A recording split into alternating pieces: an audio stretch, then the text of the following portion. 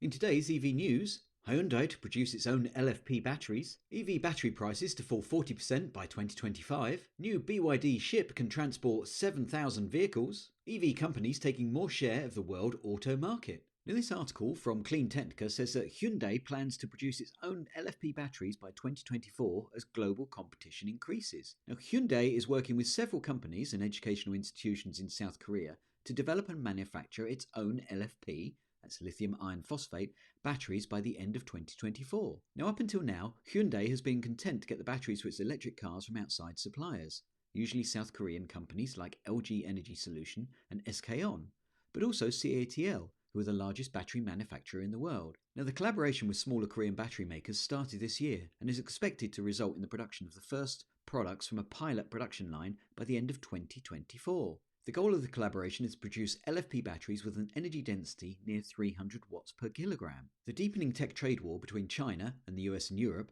has put Hyundai under pressure to join the push to find alternatives to Chinese-made batteries. Part of that relates to meeting the requirements of the Inflation Reduction Act, which mandates that battery materials and components be sourced from countries other than China in order to qualify for US tax incentives. In June, Hyundai Motor Group CEO Chang Jae-hoon unveiled an investment plan worth 9.5 trillion won, which is approximately 7.3 billion US dollars.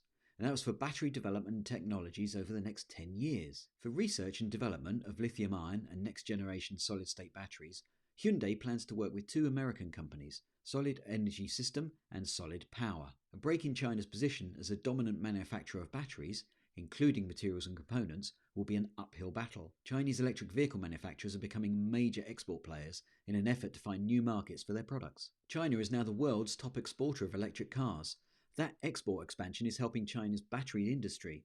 CATL and BYD are now the top two producers of EV batteries in the world. Now an article from The Energy Mix, and they're saying that Goldman Sachs are predicting that EV battery prices are to fall 40% by 2025. Falling prices of critical minerals will lead to a 40% drop in the cost of batteries for electric vehicles by 2025, say Goldman Sachs Research. The reduction in battery costs could lead to more competitive EV pricing, more extensive consumer adoption, and further growth in the total addressable markets for EVs and batteries. According to Nikhil Bhandari, who is co-head of Goldman Sachs Research's Asia-Pacific Natural Resources and Clean Energy Research team, the reduction in battery costs could lead to more competitive EV pricing, more extensive consumer adoption, and further growth in the total addressable markets for EVs and batteries. Battery pack prices are expected to drop an average of 11% each year from 2023 to 2030. By 2025, the EV market could achieve cost parity with internal combustion engine vehicles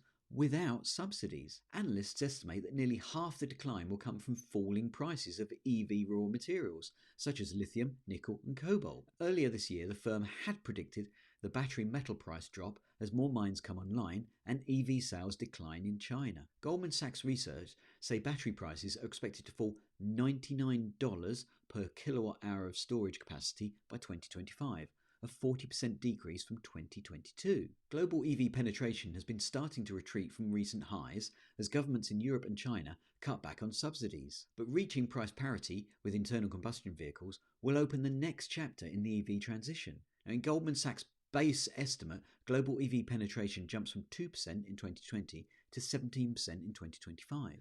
35% in 2030 and 63% in 2040. We believe the EV market in China could be the closest to a consumer-led EV adoption phase, Bhandari said. Chinese EVs are more competitively priced than their counterparts in Europe and the US. Now, while EV sales have been subsidized by Chinese EV producers, which are selling EVs at a loss, Goldman Sachs Research expects this to eventually change in around the middle of the decade, when battery price declines and a scale-up in EV sales volumes lead to a significant reduction in EV costs. Achieving competitive prices for EVs is critical to amping up the EV transition.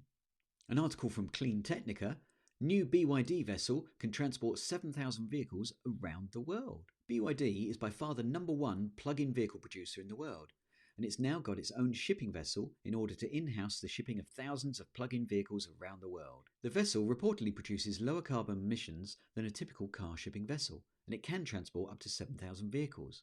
What sets it apart is adopting a natural gas fuel dual-fuel propulsion system, marking a notable move towards cleaner energy solutions in maritime transport. The ship's design also includes energy-saving features such as energy-efficient devices, drag-reducing measures, and anti-fouling paint. According to Car News China, the BYD 7000 dual-fuel PCTC ship is part of the PCTC series and boasts a length of 199.9 metres, a width of 38 metres, a design draft of 9 metres, and a design speed of 18.5 knots, which is 34.3 kilometres per hour.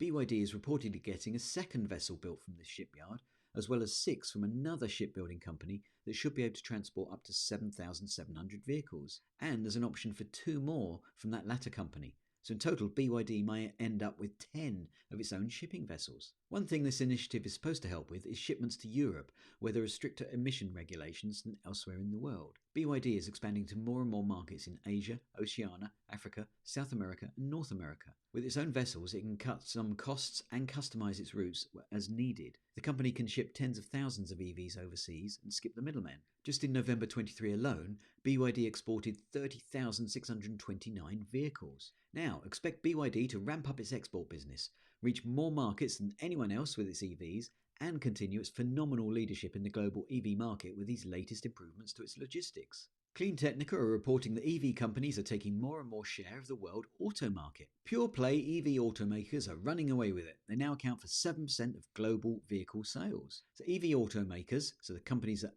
only produce plug-in vehicles such as BYD and Tesla, have grown from a little more than 1% of the world auto market in 2020 to about 6.6% of the world auto market in 2023. There are also various pure-play EV startups that are seeing growing sales, Neo and Xpeng and Li Auto in China, for example. EVs are growing fast in emerging economies like India, Thailand and Indonesia. The 3 charts we have here show the growth seen in India, Thailand and Indonesia from 2021 to the 3 quarters of 2023. And we can see really pronounced growth in all of those regions. Well, there you go, folks. That's this week's EV news. If you enjoyed it, then please click the like button down below and leave your comments to let me know what you think of these news items. And if you haven't done so already, then why not subscribe to the channel and click the bell icon so you get notified when I load up a new video. Well, thanks for watching. Until next time, bye.